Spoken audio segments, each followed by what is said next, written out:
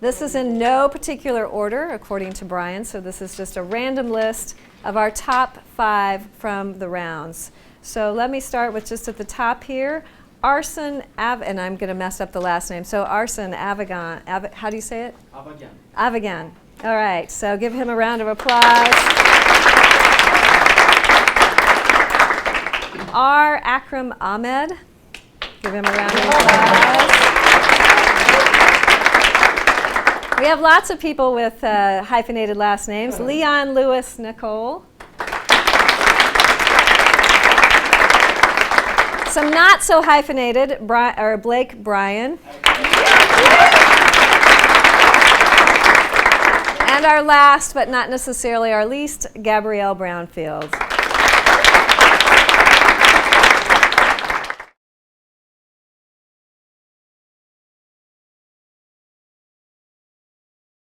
Hunger is a feeling that we all have experienced in our lives.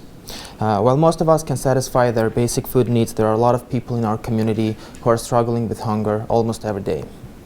Food insecurity is a major issue in every country. It is defined as the lack of access to nutritionally adequate food for a healthy and active life. Nearly 1 in 6 Americans faces hunger, according to the United States Department of Agriculture. According to feedingamerica.org, which is the third largest charity in the United States, there are roughly 2 million people in Illinois living with food insecurity, and out of these 2 million, 800,000 are children.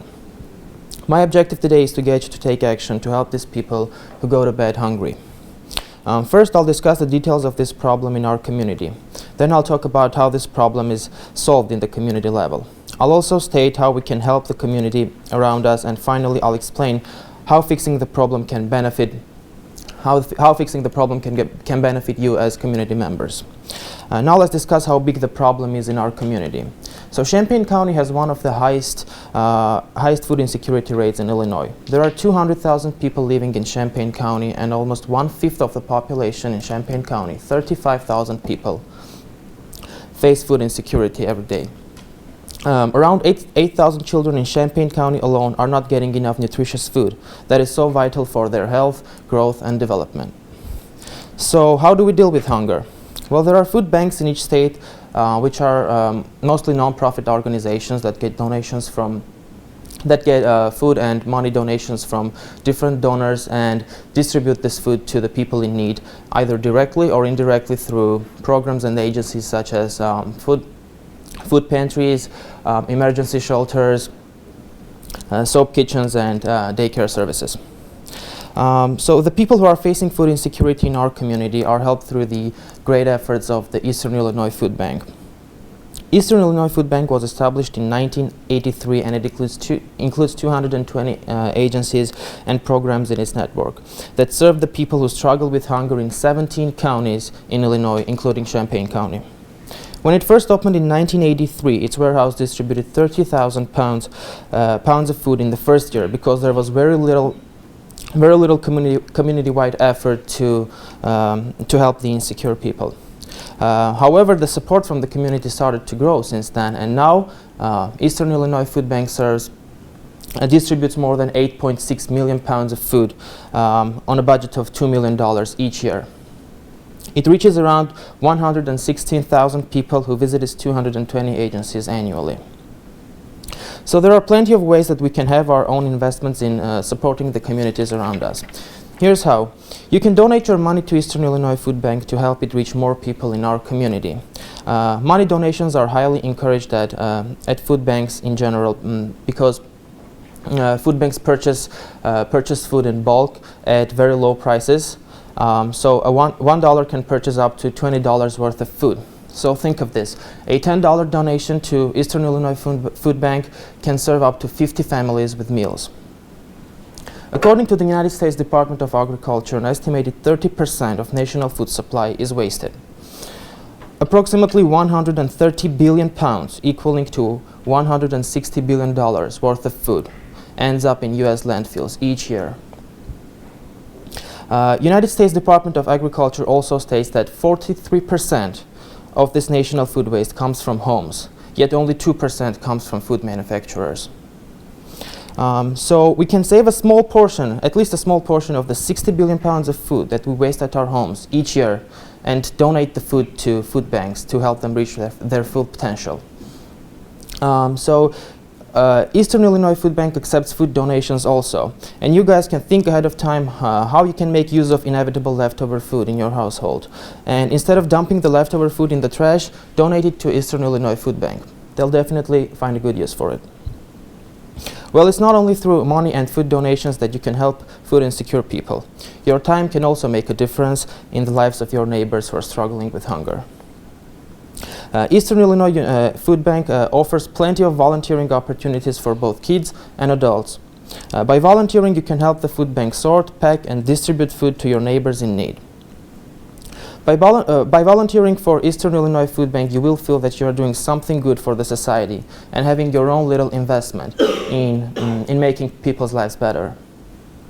Feelings of reward and fulfillment will definitely bring happiness to your life. But besides that, you can benefit from volunteering by putting your volunteering experience at Eastern Illinois Food Bank in your resumes and job applications. Well, it's a fact that volunteering experience always strengthens your resumes. So make something out of the free time that you have during the weekends. Volunteer for our local food bank and bring change to our community. In conclusion, by providing your money, food, or free volunteer time, you can make a huge difference in many people's lives. Just for a second, imagine that any of us in this room could be in the situation of in this people's situation sometime in our lives, and in that situation, we would need the support of others just as much as these people need our support now. So go ahead and donate your money, food, or free volunteer time, or whatever you can, to make these people's lives much easier. It will make their home more secure for both their families and their children. You can find information on how to donate your money, food. Also, you can find information regarding the volunteering opportunities in Champaign at eifoodbank.org website. So go ahead, ask your friends and family to support the local food bank. Take action today to bring positive change to the communities around you. Thank you very much.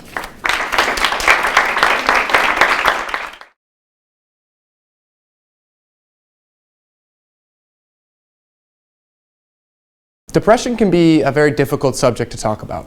Just bringing it up can make people uncomfortable, and those who suffer from depression can clam up and not want to talk about it once you've mentioned it. However, the Brain and Behavior Research Foundation is committed to alleviating the suffering caused by mental illness and by awarding grants to scientific, innovative research that will hopefully one day bring an end and help people cope with mental illnesses. Since 1986, the Brain and Behavior Research Foundation has donated over $360 million to scientific research, awarded over 5,000 grants in 35 different countries, including the United States. The Brain and Behavior Research Foundation understands that mental illness is not quite the same as some physical ailments. It's not always something you can prepare for, and it's certainly not something that there's always a cure out there for. So the Brain and Behavior Research Foundation is committed to donating money to grants and research that cover three basic innovative ideas, beginning with basic research, new technologies, and next-generation therapies. The Brain and Behavior Research Foundation looks to diminish the amount of people affected by mental illness to slim to none. Beginning with basic research, it's important to first understand what clinical depression is. There's a lot of misconceptions and myths about clinical depression. According to the Brain and Behavior Research Foundation, clinical depression is something that is a serious condition that negatively affects how a person thinks, feels, and behaves.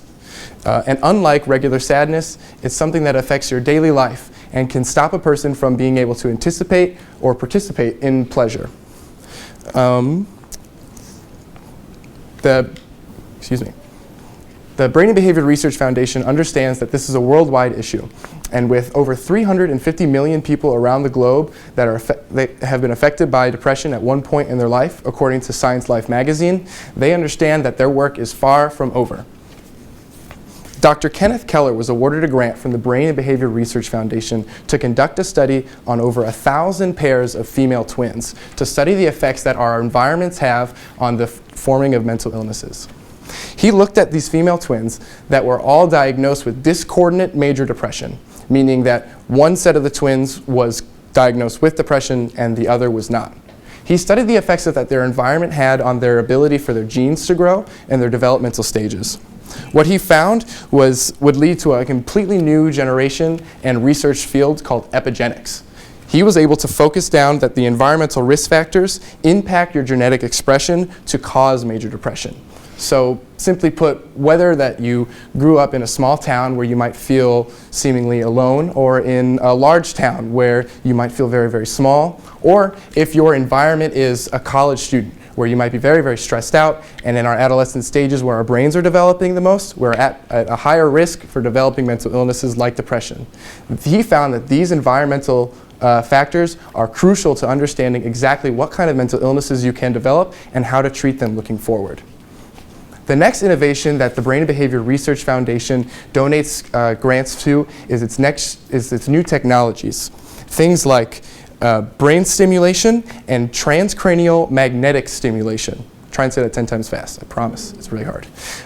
These types of therapies are important for when drug therapy fails. Not all people are able to treat their depression with typical prescription drugs. Some people have to try many, many different options before they can find something successful. Dr. Helen Mayberg performed a research study with funding from the Brain and Behavior Research Foundation. She looked at PET scans of patients with depression and studied the brain. She looked at the scans and was able to identify a network of patterns between brains with the same subtype of depression. The reason why this is so important is because now that we can understand that there are brains with similar subtypes of depressions, we can look for effective methods to treat that specific subtype of depression and not waste time with ineffective treatments. One of these treatment methods that came about because of her study was developed by Chris Bacon of Belgium and Glenn Portis, PhD, a recipient of a grant from the Brain and Behavior Research Foundation. They used transcranial magnetic stimulation to study the brain and how it works. In short, what they did, they took up the patient's brain in the study, and they stimulated it with a magnetic field. They then found the circuits specifically that correlate to depression and were able to alter them in order to change the way that the person felt or acted. The main breakthrough that came about because of this study is that the patients that participated were able to see a significant breakthrough in their mood within 1 to 2 weeks. And traditionally, treatment methods can take up to 8 weeks before someone can start to feel anything. And with minimal side effects such as slight headaches and small pains on the site of stimulation while receiving the treatment, both doctors are very confident that this will be a method that we will see in the future as they start to learn more and more about it. Lastly, the Brain and Behavior Research Foundation provides funding for next-generation therapies. The goal ultimately is to reduce the amount of people affected by mental illness to slim to none. Looking for treatments and preventative methods to minimize the effects of mental illness at the source will cut it down in the most effective fashion. Carlos A. Zarata Jr., MD, got a grant from the Brain and Behavior Research Foundation and performed a study to look into new and improved fast-acting antidepressants. His study would be heralded as the biggest change into the treatment of depression in over 50 years. Zarata studied the effects of microdosing ketamine to patients with treatment-resistant major depression. For patients that had tried plenty of methods before but had never been able to be properly treated, he used microdosing of ketamine, and these patients were able to notice a difference in their mood within hours of the treatment. Although in still the very, very early stages, ketamine is a drug that has a lot of misconceptions about it, and there's still a lot of worries before it. But Dr. Zarata Jr., MD, is very, very positive that with continued funding and more research, that ketamine at one point will be able to treat people with depression where treatment methods have not worked before. And in another study, Bodhi W. Dunlap, MD, Helen Mayberg, MD, and W. Edward Craighead, PhD, participated in a study where they took 122 patients with previously untreated depression. So they got a fresh look into brains that had never seen the treatment of depression before. They took MRI scans of these 122 patients and studied the brain scans before they got any treatment. They then gave the patients one of 3 different kinds of treatment. One of 2 different kinds of antidepressants, or a form of talk therapy. After receiving treatment, the doctors went back and did another MRI scan to scan the brains again to look at the difference. They then correlated the initial brain scans with the type of treatment that they got, and then the results from those scans, And remember the study we talked about earlier where we were able to identify different subtypes of depression? This kind of research is so crucial to making sure that we give people the exact kind of treatment they need to shorten recovery time and to help avoid ineffective treatments. The Brain and Behavior Research Foundation is a huge charity with wrap all around the globe. They have the ability to reach everyone, and that is why it is so crucial to continue to support them. By one, they're helping them investigate into new basic research, to new technologies, and to next generation therapies. By supporting the charity, you can help do just that. Thanks.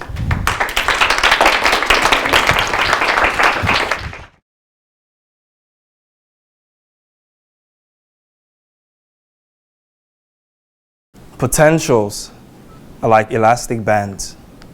The more effort you put on them, like training, the more they can be stretched, and so on and so forth.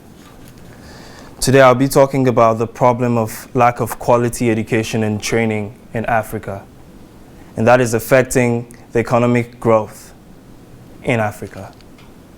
Now, this topic is relevant because a high rate of economic growth in Africa could affect the world's economic growth as a whole. Therefore, my objective today is to get you guys to support the Africa America Institute to fix this problem of lack of quality education and training. I'll start off by talking about the problems in the two problems, lack of education. According to an article titled Africa's Education Crisis in School But Not Learning by Justin Fleet, it states that out of 128 million school-age kids, 17 million would never go to school. 30 million would learn so little that it will be as though they never went to school. And then 61 million kids would get to their adolescence lacking the basic literacy and numeracy skills. So that's the first problem, lack of quality education. Now the second problem, lack of quality training. It is reflected in the rate of unemployment in Africa. About 50% of African graduates are unemployed. And then those that are employed, some people earn less than $2 a day. It is therefore not surprising that the GDP of Africa in 2014 decreased from 5.1% to 3.4%. And then in 2016, the expected GDP growth rate was 2.9% below expectation. Now we know what the problems are. Lack of quality education and training. Now we know what the problems are. Let's talk about how we could fix this problem. This is where the Africa America Institute comes into play. It's an NGO organization, a US-based organization that was founded in 1953, and its mission is to improve Africa's human capacity through quality education and training. Now, how is this organization going to fix this problem? There are three ways. The first way is through its transformational leadership program. This program has been designed to give professionals in the field of medicine, education, and business with high quality training. This is not only meant to help them get quality training, but also give them an entrepreneurial mindset so that they would create organizations, and that would lead to the creation of jobs, and that will alleviate unemployment in Africa. The second way they can fix this problem is through the State of Educational Program. This program has been designed to review the academic progress in Africa and the state of education, and through panels of professionals in the field of education, they provide reforms on how the state of education can be increased in Africa. And this would be effective to increase the quality of education in Africa. The final program they have is the AAI Future Leadership Legacy Fund, which provides scholarships to Africa's brightest students to study in the best universities around the world and in Africa, and in hopes of them helping their countries to experience growth. Now, these programs are going to be effective because, one, the Transformational Leadership Program would help professionals to be entrepreneurial and provide jobs for the 50% who are unemployed in Africa. And the State of Education Program that provides reforms for the state of education in Africa would provide better ideas to improve the state of education in Africa. Now that we know what they can do to fix this problem, what can you do to help them fix this problem, or why should you help them fix this problem? Well, firstly, I've spoken about what they do to fix this problem, and I've shown you how they can do this effectively. The second reason why you should help them fix this problem is because they are a credible organization. They've been around for about 60 years, and according to one of the greatest presidents of Africa, Nelson Mandela, he says that this organization has been very instrumental to the lives of African citizens by providing them quality education and training. They also have donors like NYU and Coca-Cola and Mitsubishi supporting their mission. Thirdly, they have experience in carrying out this mission to improve the quality of education and training in Africa.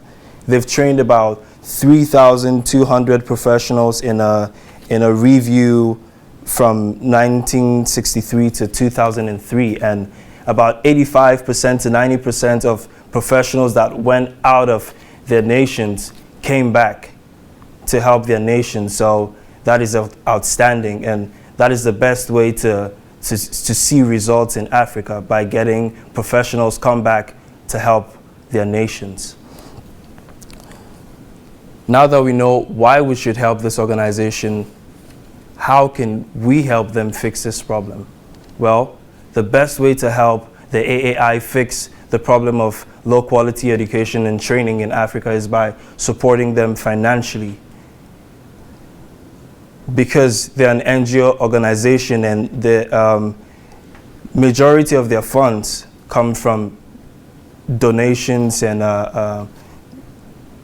funds from charitable organizations, and so this would work best to maintain and improve the programs they have set up to achieve their mission. To recap all that I have said, firstly, I spoke about the two problems: lack of education and training in Africa. Secondly, I spoke about what the AAI can do to fix this problem. Thirdly, I spoke about why you should help them fix this problem. And fourthly, I spoke about how you could help them solve this problem. Now, would you help this organization fix the problem of lack of quality education and training? Potentials are like elastic bands.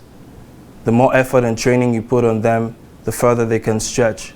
By supporting this organization, you will help them to stretch out the potential of African students and the economy of Africa even further. Thank you very much.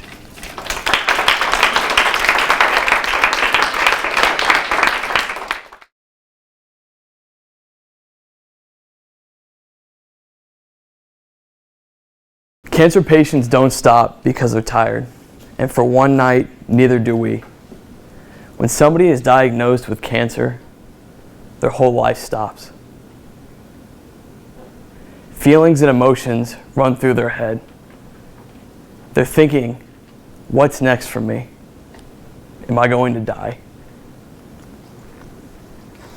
This is a roller coaster they go on.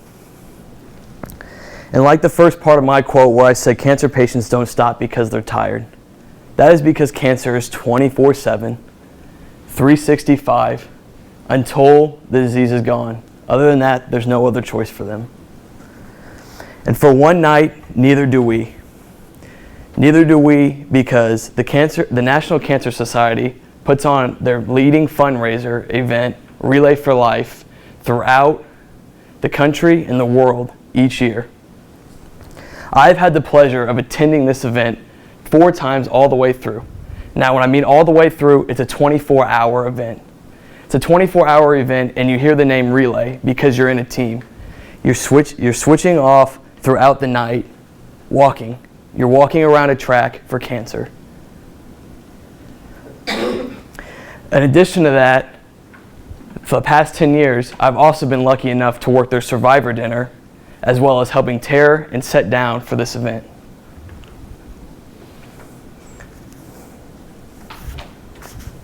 Today, I want to talk about a few things. First thing I want to talk about is cancer in general. The next thing I want to talk about is what we can do, because this problem can be solved.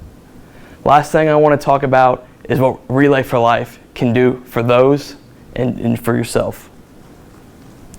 So cancer. According to the National Cancer Institute, cancer is a disease in which abnormal cells divide without control and invade nearby tissue. This can also extend to other areas of the body. It's genetic. If somebody in your family has it, there's a good chance that you can get it too. Cancer can also be aided by other factors, such as too much exposure to the sun and use of tobacco. That's just a couple. According to Everyday Online Health, it's a blog, in 2012, they said the most common forms of cancer were skin, lung, breast, prostate, and colon. In addition to those types of cancers and cancer in general, there has to be a treatment. Now, you can have a surgery. Surgeries can also lead to their own complications, but sometimes it can get the cancer out. Other things like radiation and most infamously chemotherapy is just something that cancer patients will have to go through. An important statistic to know, in 2016, the National Cancer Society reported that 500,000 people, one more time, 500,000 people died from cancer last year. Where I'm from, Forsyth is in Macon County. There are 100,000 people who live there. Times that by 5.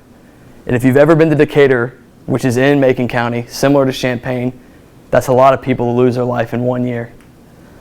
Lastly, those same people said that in Illinois alone, 65,000 new cases of cancer were discovered in patients last year. Cancer's terrible, there's no doubt. I don't have to say it anymore.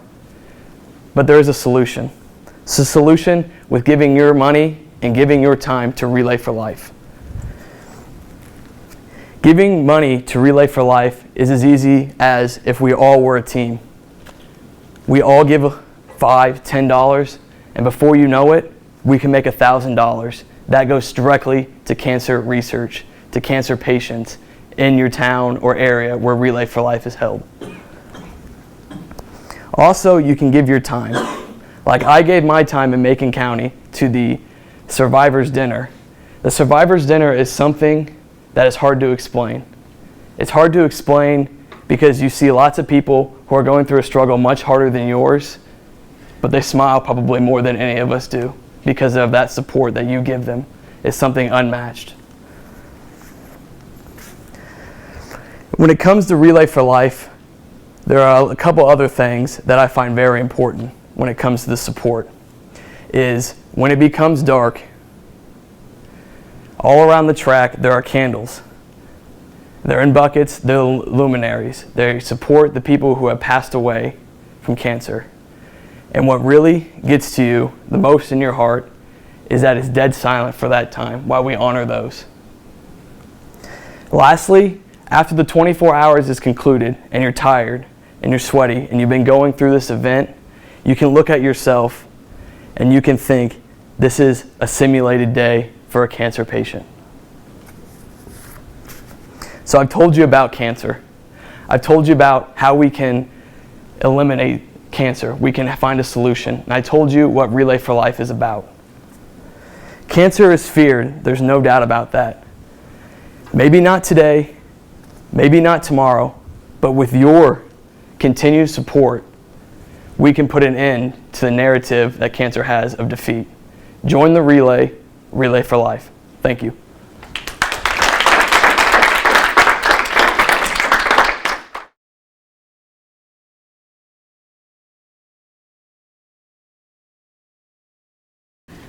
When I was in high school, I had a friend.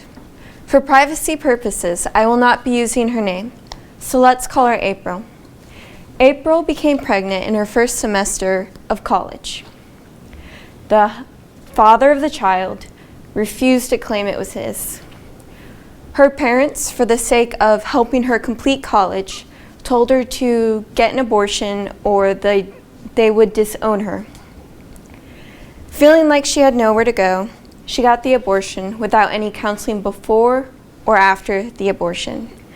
Some of you might find this shocking, but in my neighborhood, this was a common incident. She began self-medicating, and she has now overdosed 3 times. Some of you in the audience are pro-life, and some of you in the audience are pro-choice. Regardless of which side you are on, abortions, pregnancies, and adoptions happen every day.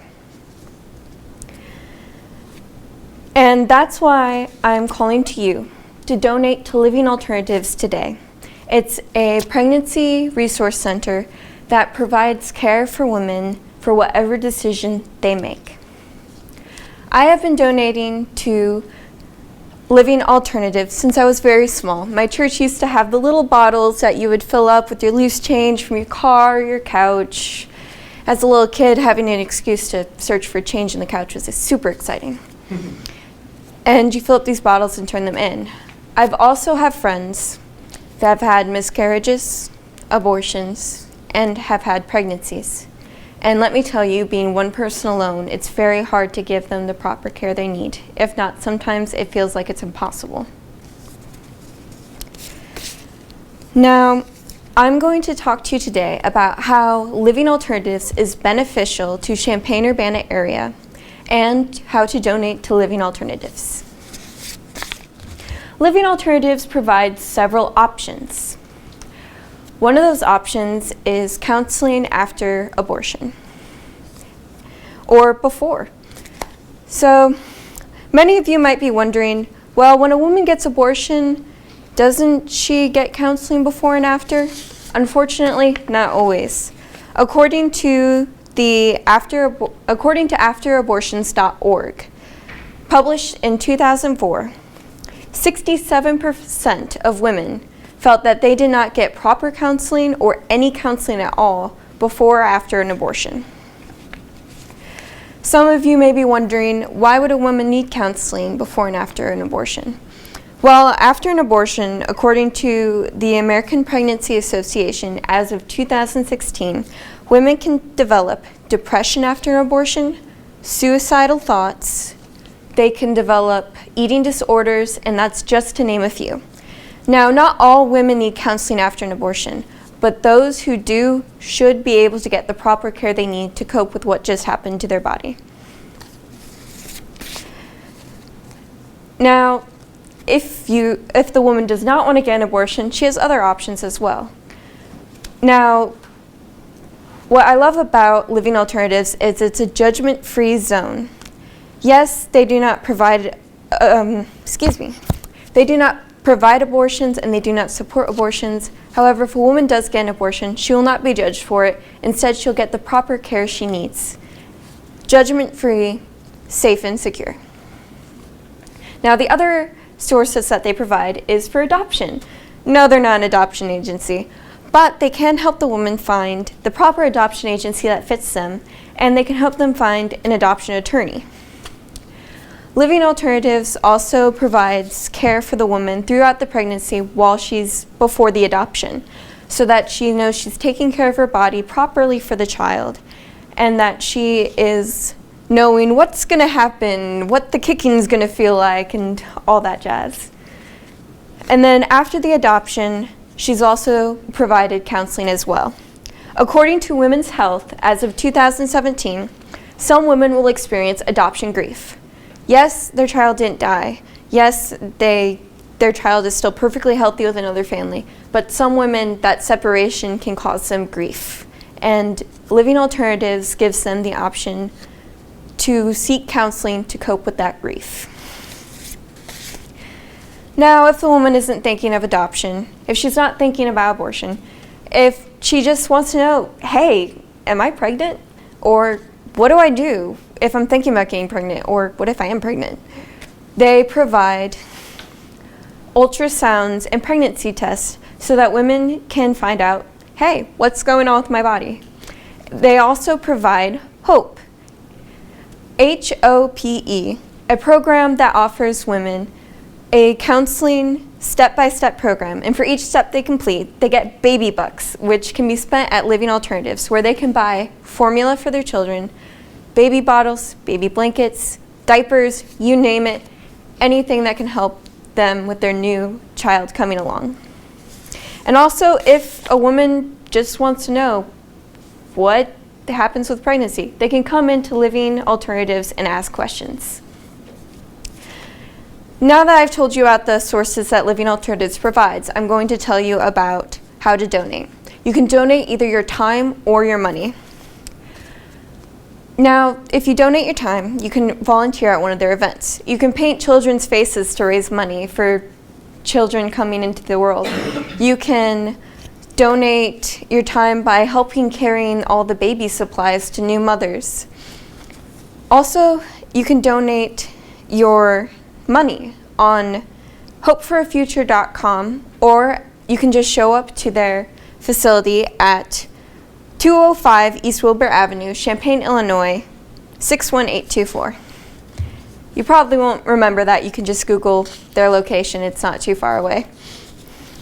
And the best part about it is you can just donate change. Pocket change in your car, change that you don't care about, pennies, the most worthless change in the world. You can donate to them, and they will accept it, and it can help them provide supplies for women. If all of us in this room donated a quarter, yes, a quarter. No, I'm not even going to say that. A nickel. We could provide a woman with a baby blanket, a baby bottle. Who knows? The opportunities are limitless.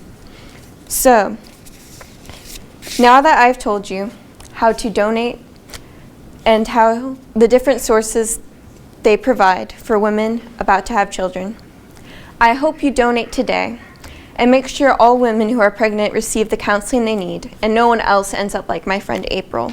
So donate today.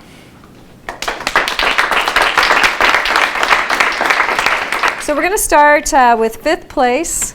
And again, there are no, everybody won here. You guys have all won your round. So and again, very close rankings. I can tell you by looking at the points here that these were all very close. So number 5 in 5th place is arson. So come on down. Come on down and get your award. So everybody gets a cash prize. The letter there just tells you a little bit about when you're going to get it, how you're going to get it, and that kind of thing. It's not the actual cash itself. All right, thank you. Yay.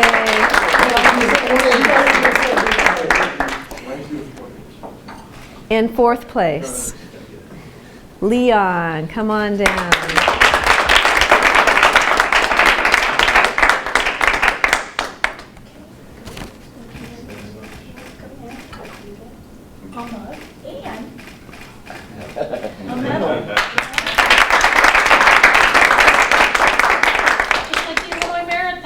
Yes. In 3rd place, Blake.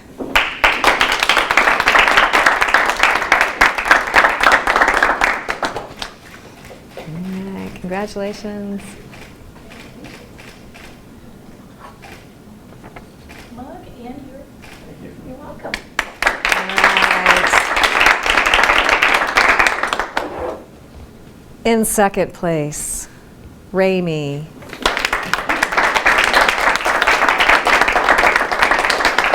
Which means 1st place. Hold on. No, sorry. Get excited. Thank you. All right. So we know who the 1st place winner is. Gabrielle, come on down.